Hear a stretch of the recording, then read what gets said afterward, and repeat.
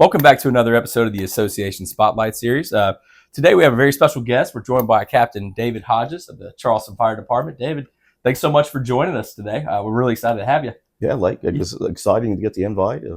It's an honor to be here and take part in this. Yeah, absolutely. I know you're a busy man, and typically we've our series is kind of focused on folks within our association and behavioral health. So we're going a little bit outside the box here than we normally do, having somebody from the first responder side just kind of talk about behavioral health today, just the current landscape in West Virginia, and kind of what I guess we'll start off with what your day-to-day kind of looks like, your title, and what a normal weekday or weekend looks for you. Yeah, so I'm a captain with the Charleston Fire Department. My assignment right now is I'm the health and safety officer. So, and other duties is assigned by the fire chief. But so predominantly what my focus is writing policies and reviewing any accidents or injuries, and ultimately just trying to better the well-being of all the firefighters. Whether it being new equipment purchases, just policies that covers our safety, reviewing new purchases. And we've actually recently put a big emphasis on just the well-being of not just physical, but mental health of our first responders. Of course, and that's going to be our main focus today for sure. I'm excited to dive into just a little bit, kind of how your career path kind of, how you've gotten to where you are. What's that kind of look like for you? So I'm a Boone County resident, lifelong in Whitesville. Okay. I like to say that my fire service career started July 4th, 1980 when I was born. Yeah. My dad was a longtime fire chief there in our hometown of Whitesville. Wow. So I was raised around it. I come from a family. My brother, my wife, she was a paramedic as well. So I've been born and raised around it. I knew this is what I wanted to do. I had one other dream, and that was to be an ATF agent when I was in high school. And I'm a firefighter, yeah. So yep. Here I am. But, it's been a blessing. I've been at the city for 21 years as of February 9th. I've had an amazing career. I've got a lot of training, meet a lot of folks, and networking's powerful. Oh, yeah, absolutely. It's so important. And I guess we can get into it a little bit, too. So just, we're focused today on the mental health and the well-being of all our first responders, really. And what would be kind of the first thing you think that you would tell the public or folks that just aren't as privy to the inside of what you all deal with on the day-to-day basis and how that affects mental health and well-being and everything there? Nobody calls 911 with a smile on their face. Right. That's usually somebody's worst day ever when they call 911. So that falls into us. We fix those problems. We try to make that situation better. So, that provides us with a lot of emotions, hard feelings. When we try to solve these problems, and it weighs on us. These calls that we deal with, it is very powerful. We actually build, a connection to our patients. Whether we're firefighters here at Charleston, we're dual rolled, so we provide EMS and the fire service as well too. So we definitely build a connection and a bond with our patients, and these calls weigh on us heavily. And it's often for time we take these home. We take these thoughts and processes home with us. So the emotional impact is just overwhelming in a lot of these cases. Anybody in social media world sees it. We watch the news, whatever. It seems like the calls for service are predominantly more. We're seeing more and more calls for service than ever out here in the public. So our guys are very fatigued, physically and emotionally. The things that we see here, the human suffering, that's the biggest thing about it is. We try to correct these problems, and a lot of times we can't, unfortunately. And us having to see that human suffering it's unimaginable for the general public. What the general public sees as our job as first responders is shows that they see in these reality TVs, the Chicago Fires and Chicago Meds and all these other various shows that are on primetime TV. But they don't show you the things that we really deal with in real life out here on the streets, because those are too graphic for public. Right. Absolutely. And it's, it's hard to imagine. And everyone looks to, especially firefighters, I think, as a symbol of strength. And you guys have to put on a strong front, right? They call you for help, and you all have to keep that strong front on a lot. And too. And I know that, I'm sure that comes with, like you said, all the things you all do see and have to deal with. That's got to be extremely hard.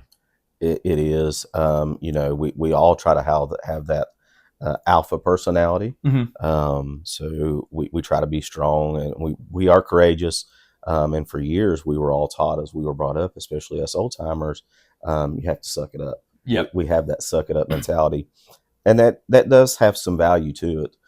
We do have to suck it up, but we have to suck it up long enough to do our job. Mm-hmm. And then once that call is done, we need to have the ability to decompress, Mm-hmm. and process our thoughts, process that call, and take a break from it. And see, but obviously we're on duty for 24 hours per se. Right. But we have to have the resources available. We have to have the knowledge available to be able to process that and lean on one another. And that peer support, that's huge for us right now. For years throughout emergency services, if we would have a high priority call, let's say a significant loss of life, Mm-hmm. dealing with infants, children are horrible to deal with anytime we lose a kid. Of course. We would have critical incident stress debriefings or critical incident stress management. There's different programs out there. And that was an after effect. We would gather as a group and we would talk about it. Good. Well, throughout the years, and myself just as guilty as everyone else, when we would sit down in these groups and talk around the table, nothing would be said.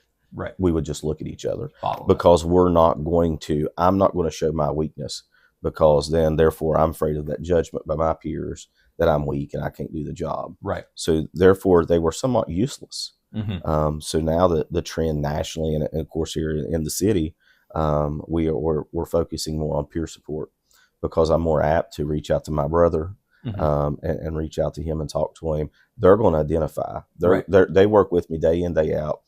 We spend a third of our life together. We break bread together every morning. We bow our heads and pray over breakfast. We do the same at dinner. We sleep in the same dormitories. So we're there. So yeah, we want to focus on peer support, because that's where it's at. The boots on the ground, see each other every day. Right. And especially that probably will lead me into my next question, but I think too, you all have that bond and you all do the same work. So is there a part of it that maybe speaking, just an example of a guy going home or a female going home, and just being able to speak to their spouse about these things that are not in your all's field, or maybe, they try to understand the best they can. Does it kind of feel like maybe, in that respect, some people feel like they're kind of on an island, or they're alienated. They can't really talk about the work, maybe not to bring everybody down like a spouse, but maybe they just don't get it. Because is there a dynamic there maybe where guys and females are a little bit hesitant? Absolutely. That's a huge breakdown again throughout the years, where we were always taught you leave your work at work. Mm-hmm. Don't take your work home. You don't expose you don't want to scar your family. Mm-hmm. And then we also have the privacy issues. Yep. We're all worried about HIPAA, the Yep. privacy issues, but what we are promoting is it's all right to take your work home, some of it. Mm-hmm. It's all right to go home when you on your drive home, or you walk home and you go home to your spouse, to say, hey, I've had a rough day. Yeah. This is what I've dealt with in my previous 24 hours. Yeah. We're not providing no demographics. We're not providing any gory details. Sure. But open communication. Yeah. Because if not, and again, myself guilty as charged for years, I would have my 45-minute drive home, and I would be so bottled up, and that bottled up just creates more rage inside of you. Yeah.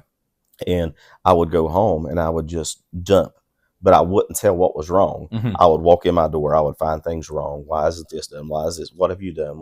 So instead of me communicating and saying, hey, I'm going to need some time. Yeah.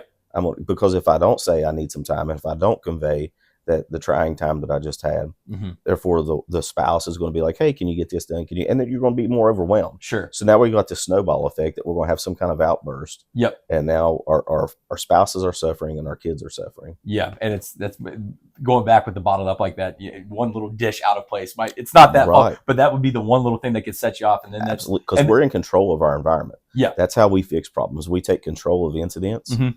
And then when I go home, let's face it, our spouses are typically in control of our home. Yep. And then I'm going to find something, and then again, we're just having an outburst. Yeah, and it's in front of kids and wife, and that's not Correct. what anyone wants. But it is. It's all there, and you got to be able to properly deal with it, right? Yes. So, and of course, it's we see a lot of stuff in the news as well. And I'm going to ask if these things have if you've seen an improvement maybe of how first responders are there's more services, there's more support. Have you seen an improvement about maybe some of these folks kind of coming around and being able to talk about these things more and saying it's okay to have these tough issues, and we can speak about these things more with some help? Have you seen a little bit of an improvement as the mental health stigma is kind of getting better? There's more out there with social media and things like that. Right. Have you seen with the generational changes? Uh-huh. It seems like that we are doing great improvements Uh-huh. on promoting the conversation piece and stepping forward, that if you do need help. Yep. But we equate that stigma of mental health back to early times. Oh, And I've talked to folks and traveled around speaking. We still honestly, we look at it as, oh, I'm going to get a lobotomy, or, back in the early days, you would be institutionalized if a female had an uncontrollable menstrual cycle. Yeah. So a lot of folks, unfortunately, still they don't consider the one key word in the phrase mental health. They don't look at that health component. It's just as important as our diabetes or hypertension or things like that we're dealing with. Right. So it's very important. So the conversation is coming front and center. Everybody's talking about it now. Unfortunately, we are very reactive as first responders. And we've had suicides throughout the state. We've all saw it again in the news and social media. We have unfortunately lost numerous first responders due to self-harm. And that number does not, those suicides don't also reflect the number of folks that's lives have been permanently changed, that have now fallen victim to substance use because of the traumas that they've been exposed to, and they didn't have good coping mechanisms, or they didn't have the resources available. So we're trying to improve that. One of the things that we are spearheading here now is trying to find a group of building a network of trusted, vetted clinicians, because our traumas are different. Let's talk EAPs. That's every agency offers an EAP program. Well, those EAP programs more than likely aren't really reactive to dealing with the traumas that we deal with, the things that we see. They're more suited maybe for the secretary that's having a little bit of problems, not directly the traumas that we deal with. So we've had instances that people have gone to, and I've talked to agencies that the provider at that EAP has just been completely overwhelmed, and they've been emotional themselves just listening to that person trying to vent. So we want to create a network of trusted, vetted clinicians. There's programs out there through our Firefighters Union. It's a free program that they can learn the fire service culture.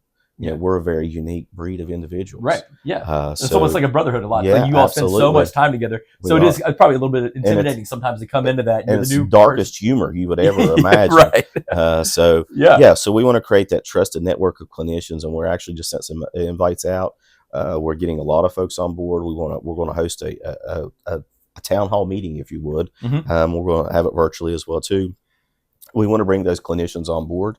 Let them get that credential. It's maybe a 4-hour online class. Again, it's free. Nice. Yeah. Excuse me. And then we also want to promote ride-alongs. Come hang out with us at the station. Eat dinner with us at a firehouse. See what it's like. Do some ride-alongs so you can understand where we're coming from. Right. And then we can create that network, and we can find the right clinicians that we can refer our folks to. Right. So everybody, it kind of lifts all boats there. Really. Yes, absolutely. It's a great network. So yeah, that kind of will lead me into my next question. So I know we had talked previously a little bit before about you'll go and speak to a lot of these people across the state and give, really in-depth kind of trainings and real talk, like you were telling me about. So what are some, maybe when you're talking to these different populations, of what are we looking for in first responders in terms of mental health, maybe some warning signs, some issues, if somebody's going through having a rough rut here, and they don't maybe know it, but you're starting to see some trends that it could be going the wrong direction in terms of mental health and well-being. Yeah, it's all about, when I provide the real talk to the folks, the first responders. And again, when we say first responders, we talk about law enforcement, EMS, fire, and 911 dispatchers. That's a very unique and forgotten about form of first responders. We talk about the behaviors that we have, those outbursts, and some of the early warning signs. Obviously, in the first responder community, one of the most common phrases are, "I'll forget this shift at the bottom of a bottle." Yeah, and that's not what we want to do. We don't want to promote that. And unfortunately, that's what we've resorted to for many years. Yep. So, we talk about other things. We talk about the separation from our families, the poor communication with our spouses. When we start neglecting being a parent and not attending our children's functions, we start having that social awkwardness. We don't want to go out. When I drive down the street and I identify this house, I did this in this house, or I saw this in this alley, or whatever.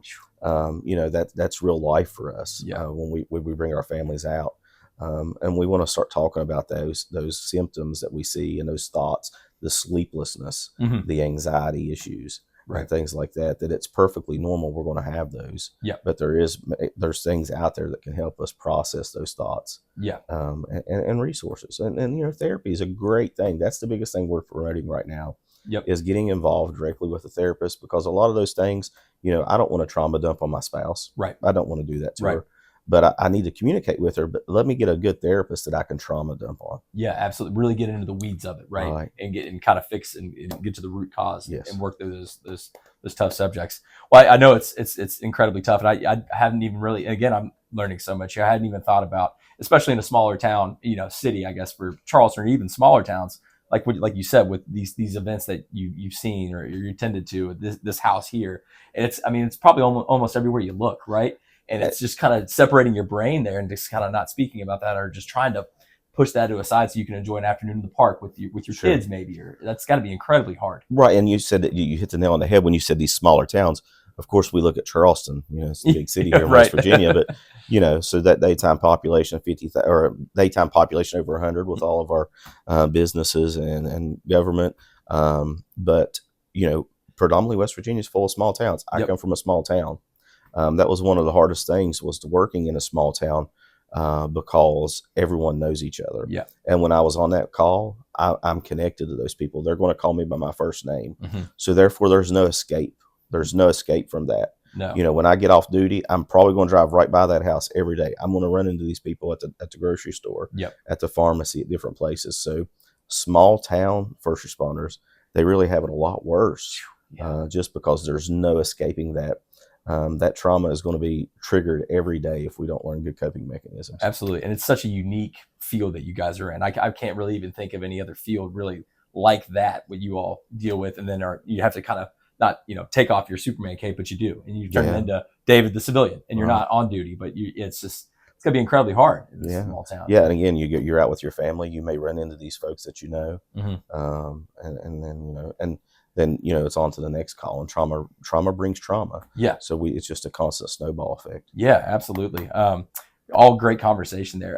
One thing we always like to talk about too a little bit. I'm sure you have several, but do you have anything that comes to mind of kind of a nice success story? It's some fulfilling parts of your job, something that stood out. Maybe a person you have tended to a few times that had some trouble, and you've seen them maybe really improve their life, or some great things. Anything kind of come to mind that over your long career of just really made you like, oh gosh, this is good to see this person do it better, or anything like that? There's a lot of good positive stories throughout the years. Of course, I'm in administration side now, so Sure. I'm really not boots on the ground, but I spent Yep. the vast majority of my years out here on the streets.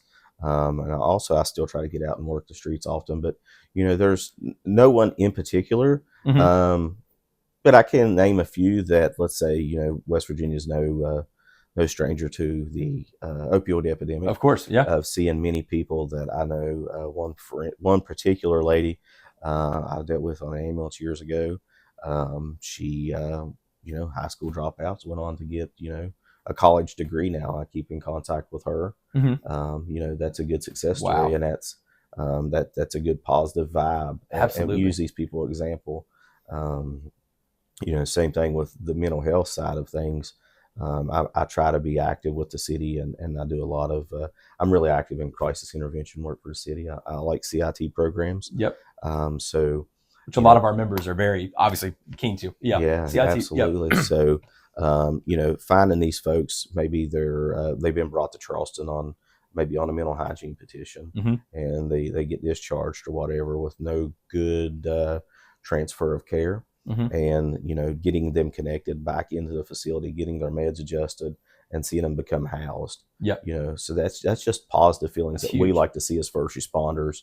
And speaking as first responders as a whole, that's a very satisfying feeling whenever we use our resources that we have available to us. And that person we've been dealing with on routine, frequent calls that's been out here on the streets, and we see them get housed. Yep. That's success. Oh, that's huge. That's success. That we eliminate that human suffering. Yep. Because we take that home as well too. I have to. When we go home and we drive by these people in our warm automobile, yep. And we see them still sitting on the curb, shivering. Yeah. That suffering goes home with us. And when we see these folks get the appropriate help they need, and get housed and get resources and have mental clarity. Yeah. It's huge. It's huge for us. That's life changing. It really is. That's great. Well, I really appreciate the conversation. This is, we can go on, and just getting a look into your all's in the real day to day behind the scenes stuff is incredible. And I don't think a lot of people, myself included, Right. really know. I mean, what you guys go through every day, and we just got to say thank you so much for everything you all do, and couldn't do it without for our first responders. You guys are incredible people, and we're so grateful. So Sure. and thanks for the conversation today, David. So Yeah, I'd just like to say for anyone that's watching, if you are a clinician and you're interested in helping, reach out to your local first responder agency. okay, See what you can do to help. yeah, See what kind of services you can offer. See what kind of services they're wanting. Do that right along. Build that gap or bridge that gap, and make things happen. Make them a reality. yeah, because it's going to take all of us, right? It's going to take us all. Yeah, Yes, absolutely. absolutely. Well, thank you so much, David. All right. Appreciate it.